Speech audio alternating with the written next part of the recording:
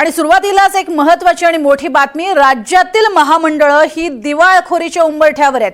तब्बल 800 कोटींचं कर्ज हे थकीत आहे। गैरव्यवहाराची आता चर्चा ही सुरू आहे। महात्मा फुले मागासवर्ग महामंडळ, अण्णाभाऊ साठे महामंडळ आणि रोहिदास चर्मोद्योग महामंडळ या 3 महामंडळांची स्थापना करण्यात आलेली होती। या 3 विकास महामंडळांची 2010 पासून 85% कर्जधारकांची 800 कोटींची कर्ज थकीत राहिली आहे। त्यामुळे राज्य सरकारला दिल्लीतल्या आर्थिक विकास महामंडळाकडनं कर्ज उभारणीसाठी नव्यानं 750 कोटींची शासकीय हमी उपलब्ध करून द्यावी लागली आहे। त्यामुळे ही महामंडळं दिवाळखोरीच्या उंबरठ्यावरती आली आहे।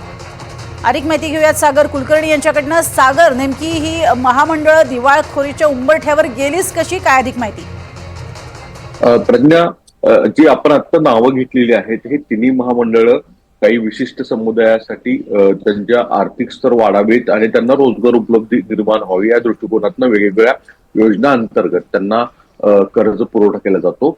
अर्थात यापूर्वीही देखील म्हणजे सरकार कुणाचंही असो, महाविकास आघाडीचा असो किंवा महायुतीचा असो, या तिन्ही महामंडळांची परिस्थिती अतिशय बिकटच आहे। याचं प्रमुख कारण म्हणजे मुळात नियमांची चौकट तोडून अनेकांना कर्ज वाटप केलं जातं, त्या कर्जाची वसूल होत नाही आणि मुळात कर्जाचे जे लाभार्थी आहेत ते देखील काही ठिकाणी योग्य नाही आहेत अशी माहिती उपलब्ध होतीये।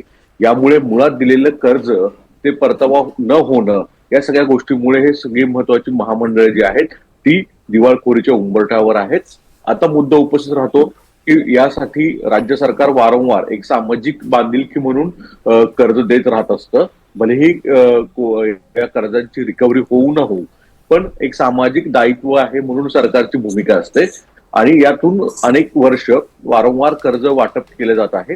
पण या कर्जातनं रिकव्हरी होत नसल्यामुळे जवळपास आर्थिक तोट्यातच ही सगळी महामंडळं आहेत।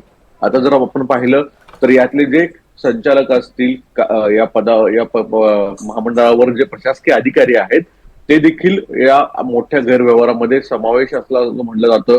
त्याच्यावर राजकीय नियुक्त केल्या जात असतात ज्या अध्यक्षपदावर असतील महामंडळावर किंवा त्याच्या संचालकावर, आणि मग अनेक ठिकाणी राजकीय तडजोडी पोटी अनेक ठिकाणी दुर्लक्षित सुद्धा केलं जातं।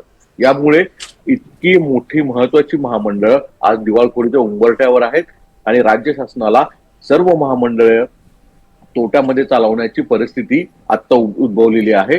वारंवार केंद्र शासनाच्या वतीने किंवा राज्य शासनाच्या वतीने वित्तीय विभागाच्या वतीने सुद्धा ताशोरे ओढण्यात आलेले आहेत, तरी देखील ही महामंडळं सामाजिक उत्तरदायित्वाच्या नावाखाली चालवली जातात आणि त्याच्यामध्ये भौतिक हंगामे हात धुणं असं म्हणतात तशा प्रकारचे अनेक व्यवहार, गैरव्यवहार या महामंडळाच्या कारभारामध्ये होत असताना सुद्धा उघड होत आहेत। नक्कीच दुर्दैवी म्हणावं लागेल। तुर्तास धन्यवाद या संपूर्ण माहितीसाठी।